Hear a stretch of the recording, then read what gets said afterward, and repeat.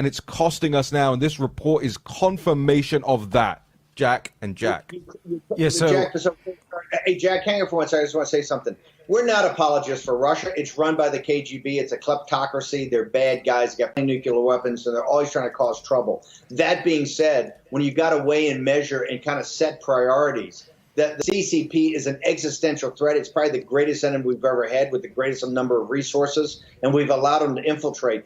Unrestricted Warfare was published in 1999. They laid out the entire war plan 20-some years ago of economic warfare, technology warfare, information warfare, and potentially kinetic warfare in the South China Sea and up there on the border of Chinese-occupied Tibet with our Indian allies. So this is not, has been hiding in plain sight.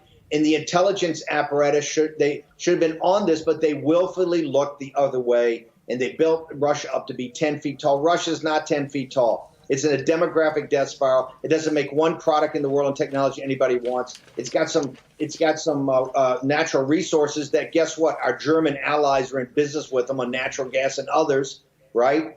It's a sideshow, and Ukraine's a sideshow to a sideshow.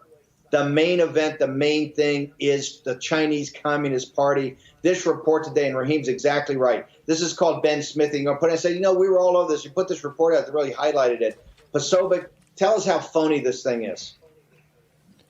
Yeah, Steve, it's really amazing because as you read through some of it, I mean, it sounds like something that it sounds like a War Room pandemic episode, right? Because the first line, China has sought to subvert international norms and institutions. I mean, that is something that you go back just a couple of months, you go back a couple of years, that's something you're only hearing from where? War Room pandemic, you're hearing it, and you're hearing it from Donald J. Trump. You're hearing it in his campaign. You're hearing it from him from the campaign stage 2015, all of those primaries, all those debates that he went through. But, I've got to tell you something, just from my own perspective, as someone who was a China analyst in the IC for 8.5 years, I sat there for all that time watching as China was doing this. But meanwhile, the resources of our intelligence community, the resources of our military and our government were spending trillions of dollars playing nation building and whack-a-mole in Afghanistan, in Somalia, in Yemen, all across the Middle East. And at the same time, China was expanding their influence across not only into our backyard in the United States, but also across the Asia Pacific in ways that haven't been seen since Imperial Japan in the 1930s. And all the while this was going, we were told, oh, don't worry about this. Your stuff isn't as important as this guy we're going after in Kandahar, or this one petty warlord that we're going to spend millions of dollars of munitions and hundreds of man hours going after because it's going to upset the balance of some local election in some province of Afghanistan. Like, do we ever step back and say what affects the well-being and the national security of the American citizen more? And it finally seemed, hopefully this is something where they're at least giving us that mea culpa, but really is, we've been saying this all along, and you denied it, you rejected it, and you let it grow. And in many cases, such as Joe Biden, but not just Joe Biden, right? They enabled this. They allowed this to fester, and they got rich from it. A lot of people got rich off of this, and that's the real reason that we were told to shut up and stand down. Jack, real quickly, I know you got to run.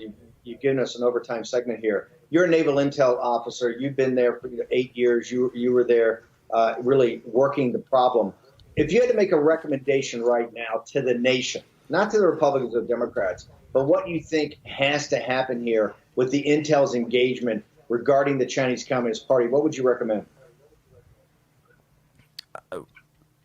The way that we treated the Soviet Union in the 1980s and the 1970s has to be the way we treat the CCP now. What do you mean by that? As a mortal enemy?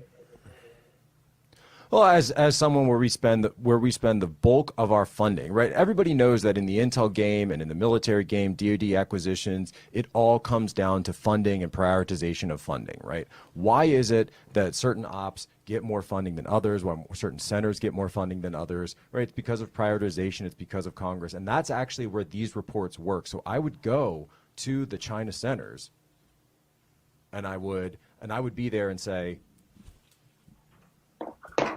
I think we got a problem with Jack's mic "Is here. the mic off?" Yeah. The kill switch. I'm here. The kill switch. You got him? Actually. I don't have him. I don't have him in The mind. CCP. That was, they gave me the kill switch. Was that the kill switch? No, you've got the CCP. Look, they've infiltrated everywhere. They've infiltrated the war room. Something wrong in mine. You know, I want to say something here, Steve. I am in total agreement with Jack. I think we have to treat them like the Soviet Union. I'm going to repeat something I said last week from an article in the New York Times.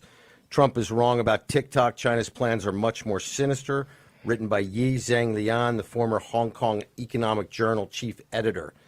And he writes, I quote, since China adopted the National Intelligence Law in June 2017, all Chinese citizens and companies have been under legal obligation to help the government gather intelligence and keep that cooperation secret. The law allows China's intelligence services to embed their people and devices or to requisition facilities in any premise, anywhere for that purpose. And this goes back, and I'm reminding again our Vietnam guys, right? You remember the three-man cells in South Vietnam? The Constitution of the Chinese Communist Party also essentially requires any company with at least 3 Communist Party members to form a cell tasked with carrying out the party's wishes. This is right from Mao's Little Red Book, people. And I think, in my opinion, I may not have the agreement with everybody on this at this table, but I think it's high time that we limit the number of mainland Chinese students who can study in North America. Think about it. We did not have 300,000 Soviet students studying here during the Cold War. I think what we have to do, we're going to have the new federal state on at the bottom of the hour, but I think what we got to do is really drill down on how the CCP is using these students as intelligence asset. It's not the students' fault, but I think you're right. These agreements they have to sign, and we got to drill down on this. If they actually sign these agreements, they got to go back to some sort of handler every month. It all has to be questioned. We're going to have the new federal state on the bottom of the hour. I want to thank Pasobic for giving us 15 minutes of overtime here to talk about Intel.